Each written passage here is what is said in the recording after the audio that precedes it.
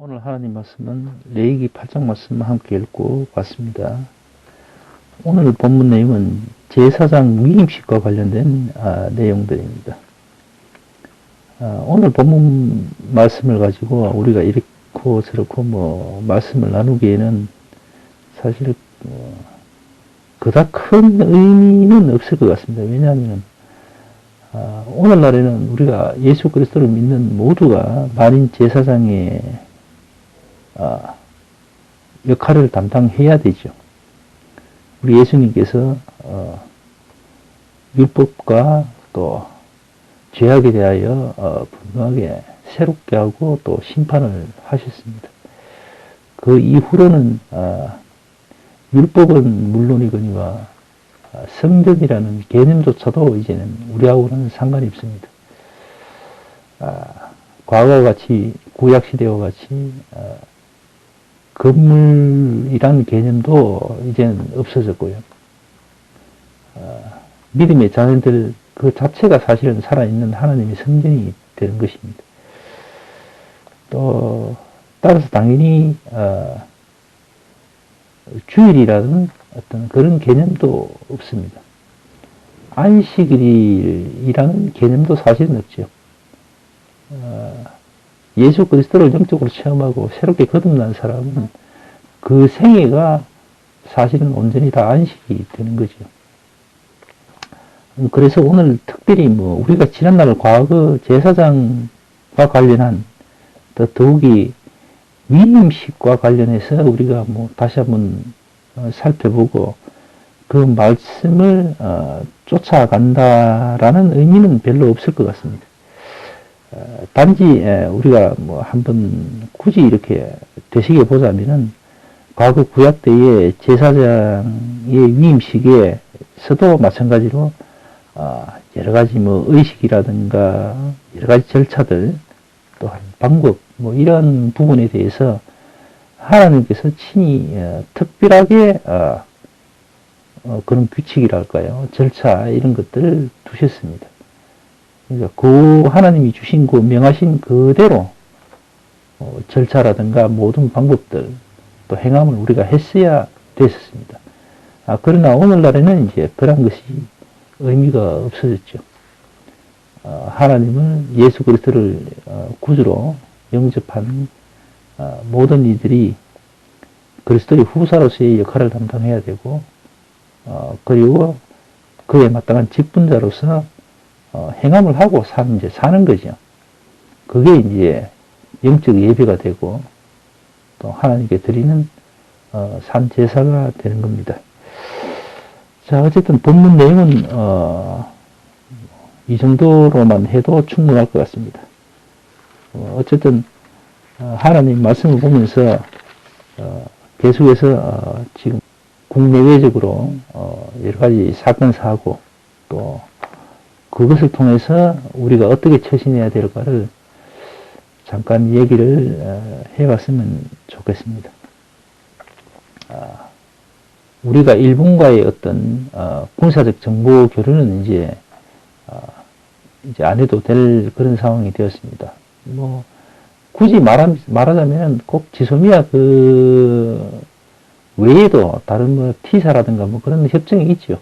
그러니까 미국을 중간에 매개체로 해서 이제 건너가서 서로 간의 정보를 이제 주고받고 하는 그게 과거부터 있었는데 솔직히 말하면은 국방 기밀 같은 경우는 동맹 관계에서라도 쉽게 이렇게 대놓고 다 100% 전달해주고 그런 법은 없습니다. 어쨌든 일본이 우리가 이웃하고 있으면서 우리는 계속해서 지금까지 양보하고 이해하고 기다려주고 그런 식으로 대처를 해왔었고 그러다가 계속 우리가 얻어맞고 그렇게 하는 형편이었죠. 일본은 그러한 우리의 어떤 행함에 대해서 우리가 또 마땅히 또 그들에게 요구를 이렇게 하면은 일본은 아주 냉철하게 거절해버립니다. 그 실례가 이제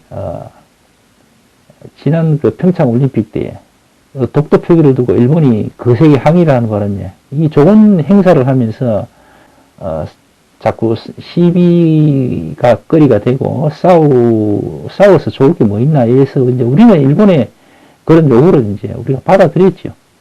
그러나 이제 요번에 도쿄올림픽이 이제 있잖아요. 그래서 우리 독도를 갖다가 자기들 영해로 이렇게 표시를 하는 걸 너희들도 이거를 없애라, 광고하지 마라 이렇게 이제 하니까 일본이 속된 말로 애들 말로 쌩까고 있잖아요. 그래 못하겠다 이렇게 이제 딱 나오는 겁니다. 그러니까 우리는 늘 당하는 거예요. 늘 이렇게 보면은 주변은 국가들의 어떤 눈을 자꾸 의식을 합니다.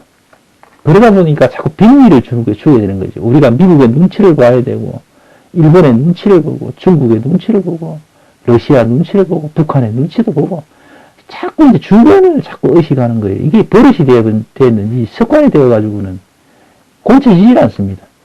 이건 뭐 정권이 바뀌어도 마찬가지입니다. 기본적으로 자주 국가로서의 어떤 자존감을 가지고 우리가 기본적으로 해야 될 거, 그런 걸 우리가 그냥 하면 되는 겁니다.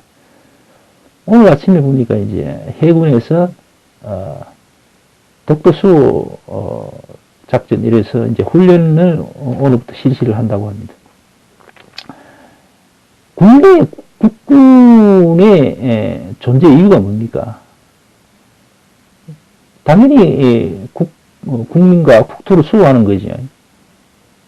근데 그러면 그냥 하면 되는 거예요. 내 나라에서 하는 훈련조차도 이 주위 이웃 나라들의 눈치를 이렇게 보고 이렇게 하는 거, 이거는 좀 문제가 있거든요. 기본적인 것은 그냥 하는 거예요. 우리가 마땅히 해야 될 건 그냥 하면 됩니다. 다른 나라가 뭔 얘기를 하든 무슨 소리를 하든 그 귀담아 들을 필요도 없는 거고, 저 사람들은 그런갑다 이렇게 생각하고 그냥 하는 거예요.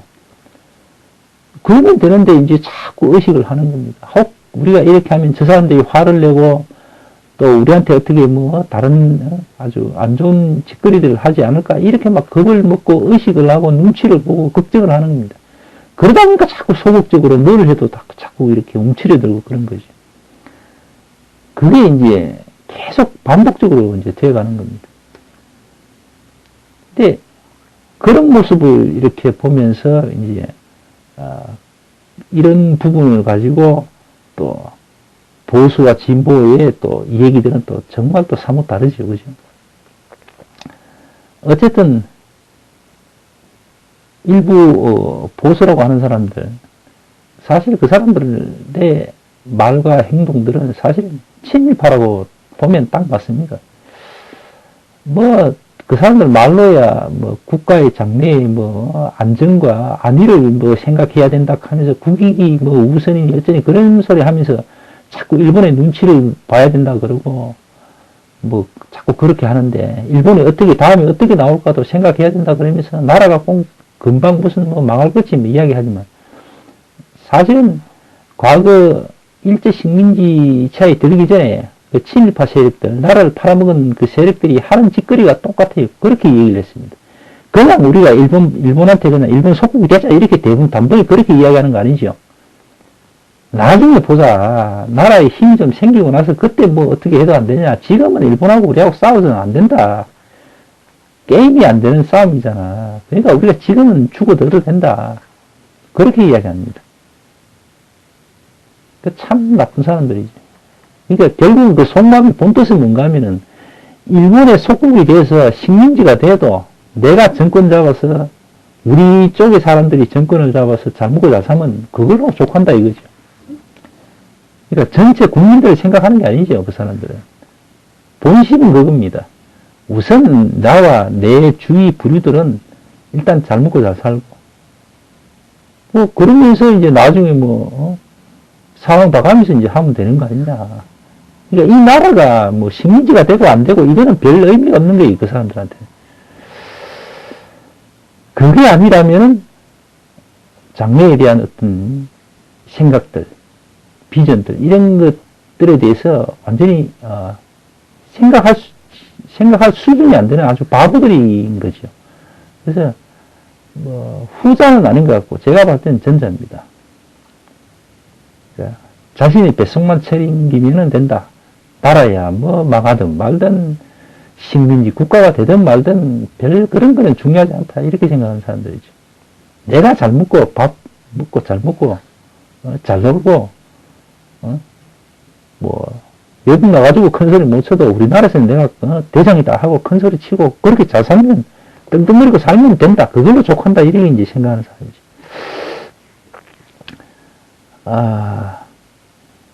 사실은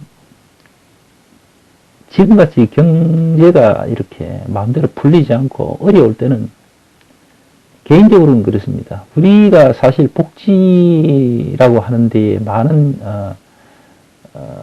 국가 예산이 이제 편입이 되고 거기에 많은 돈들이 들어가고 있잖아요. 그래서 계속해서 이제 복지와 관련된 예산은 정액되고 있는 걸로 알고 있습니다.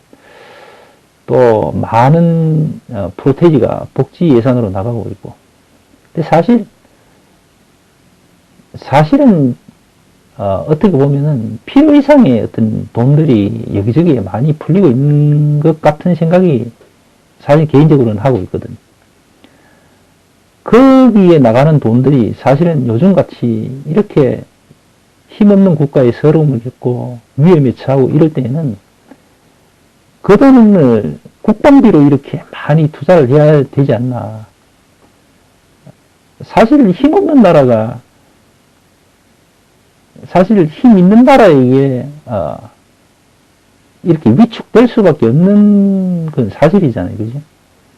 우리나라가 예를 들어서 정보위성이라든가 뭐 탄도탄이라든가 뭐 우리도 그 최첨단 비행기라든가 이런 것들이 막 아주 많이 가지고 있고 또 기술적으로 다 확보가 되어 있어서 얼마든지 생산해낼 수가 있고 막 그래 되면은 주변 국가들이 우리를 그렇게 업신여기고 마음대로 할 수가 있겠습니까? 없지요. 북한이 왜 핵을 저렇게 개발하고 미사일을 자꾸 쏘고 하는 이유가 그거 아닙니까? 뭔사라도 힘이 있으면은 무력에 힘을 의존할 수가 있다 이거죠. 그러면은 함부로 깔보지 못한다 이겁니다. 그래서 미친 듯이 핵 개발을 하고 미사일 개발을 하고 하는 거죠. 우리도 마찬가지죠. 사실 우리가 그런 국방비, 군사력에 우리가 조금 힘이 있고 또 기술적으로 앞서 있다면은 우리 동맹인 미국이 우리를 그렇게 깔보고 함부로 하겠습니까? 우리하고 적대시대에 있는 북한이나 뭐 중국, 뭐 러시아가 그렇게 함부로 하겠습니까? 특히 일본이 그렇게 함부로 할 수가 있겠습니까? 못하거든요. 그래서 차라리 그런 보건복지에 들어가는 그 예산들을 국방 쪽으로 이렇게 좀 많이 좀 돌려도 상관이 없을 것 같아요. 또 그렇게 전략문자 생산에 뭐 기업들이 나서고 거기에 막 투자를 하고 그러다 보면은 경제도 다시 또 활성화가 되고 그렇게 되거든요. 미국이란 나라는 사실 저도 미국 가서 예전에 좀 살아봤지만 지금은 사실 뭐 어떤지 오래돼서 어떤지 모르겠습니다만 과거에 사실 미국이란 나라 돌아다녀 보면은 우리같이 이렇게 작은 규모의 뭐 공장들 찾아들기 힘들어요.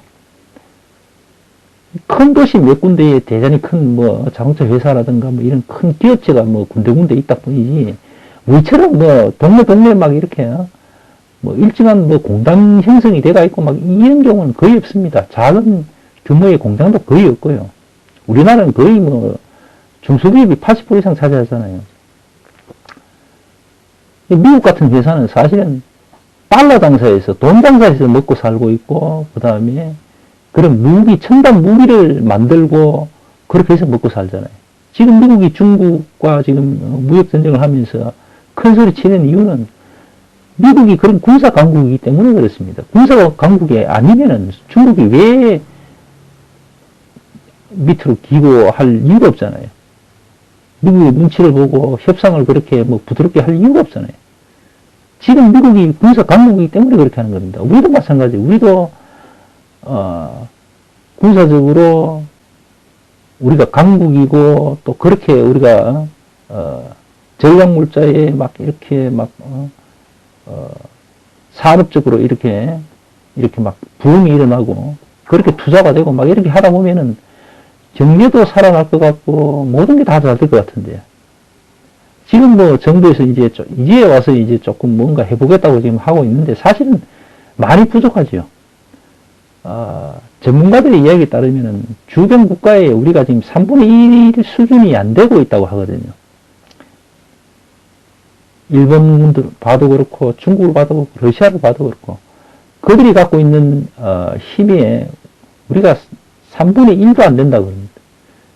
뭐, 심하게는 뭐 한 5분의 1 이상도 안 된다고 하는 사람도 있고, 그런 상황을 봤을 때에는 지금, 예산 가운데에 상당 부분을, 국방 예산으로 돌려서, 그것도, 지금 미국과 우리가, 그, 전작권 돌려받는다고 하잖아요. 그게 아마 지금 몇 년 안 남은 걸로 알고 있습니다. 그 전에 우리가, 군사위성이라든가, 뭐, 미사일 방어라든가, 또 공격수단, 그 다음에 뭐, 전략 자산들을 많이 확충을 하고 또 개발을 해야 돼요.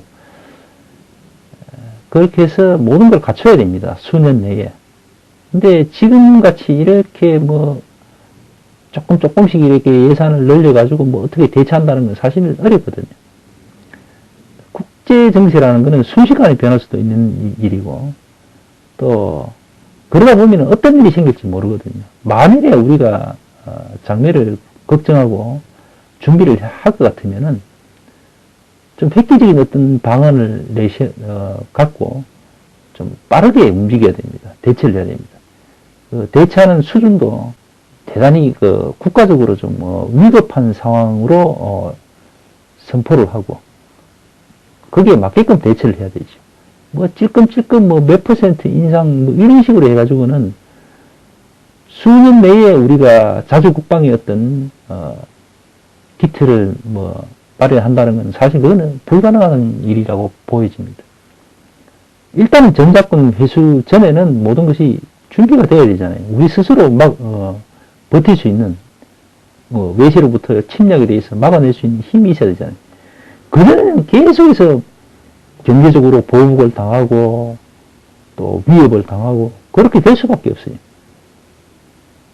동맹이라고 하고 있는 미국이 벌써 뭐 5, 6배에 달하는 주한미군 주둔비를 더 내라고 하고 있는 그런 상황 아닙니까? 그러니 스스로 이 국가를 장래를 걱정하고 또 지켜야 된다고 자주국방의 의지를 갖고 있다면은 그렇게 나서야 될 줄로 압니다. 뭐 정권이 바뀔 때마다 뭐 어영부영 뭐 약간 흉내를 내는 것 같은데 사실 보건복지에 관련된 예산을 늘리면은 표를 얻기가 좋잖아요. 국방비는 늘려봐야 별로 국민들에게 와닿지 않으니까 표가 많이 나올 그건 아니다 이렇게 생각하는 하고 있잖아요.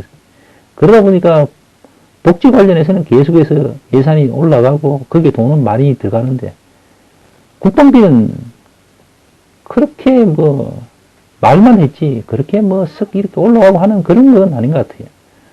뭐 공군이든 해군이든 육군이든 그 형편에 맞게끔 수준에 맞게끔 주변 국가들과의 어떤 혹시 있을지 모르는 어떤 대치 상황에서의 어떤 최소한의 어떤 준비는 될 수 있게끔 그렇게 이제 투자가 되고 준비가 되어져야 되는데 군인들도 그런 마음의 자세라든가 그런 것도 별로 그렇게 없는 것 같고 국정에 지금 임하고 있는 뭐 국회의원부터 해가 정부 관계자들도 마찬가지 같아요. 그렇게 뭐 큰 의지는 없는 것 같습니다. 군인들이 나가서 싸울 수 있는 그런 수준의 어떤 뭔가는 준비해 줘야 되는데 자꾸 이제 뭐 미국에 의지해야 된다. 자꾸 당하면서도 어쩔 수 있나? 미국에 좀 의지하고 살자 이런 식으로 이제 가는 겁니다. 그런 자세의 나라에 그런 자세의 위정자들을 보면서 이웃하고 있는 또 혹은 동맹국의 뭐 권력자들이 눈에서 제대로 그 사람들에게 뭐 친구로서 또 이웃으로서 뭐 적절한 대우나 말들 뭐 이런 게 있겠습니까? 속으로는 저놈들 바보들 아이가 그렇게 얘기하죠. 뭐 회담을 하고 뭐 그래봤자 마음으로는 이런 바보 같은 놈들 또 떼대 갖고 나왔구나 이렇게 보고 이제 이 얘기가 될 거 아닙니까? 스스로 지키겠다고 마음을 먹고 뭐를 해야 되는데 계속 이제 의지하는 겁니다. 좀 깔보고 짓누르고 해도 잘 따라오거든요. 그러니까 인마들은 원래 바보들이다 이리 생각하기가 쉽죠. 그러니까 그렇게 자꾸 대해주는 것 같고요. 좀 달라져야 되는데 걱정입니다. 우리 하나님도 그럴 겁니다. 아마 우리가 우리 스스로를 지키고 하겠다고 이렇게 우리 스스로를 이렇게 준비하고 그러면 하나님께서 도와주시겠죠. 근데 우리 스스로 지키겠다는 그런 의지가 없어요. 계속해서 동맹이 어쩌고 하면서 의지하려고 그러고 주위 눈치만 자꾸 보려고 그러고 그런 나라에 무슨 장래의 비전이 있겠습니까? 하나님의 도우심이 있겠습니까? 믿는다는 사람들이 교인이라는 사람들이 더 동맹이 어쩌고 하면서 더 난리죠. 그죠? 그런 거 보면 좀 뭔가 잘못해도 크게 잘못된 것 같습니다.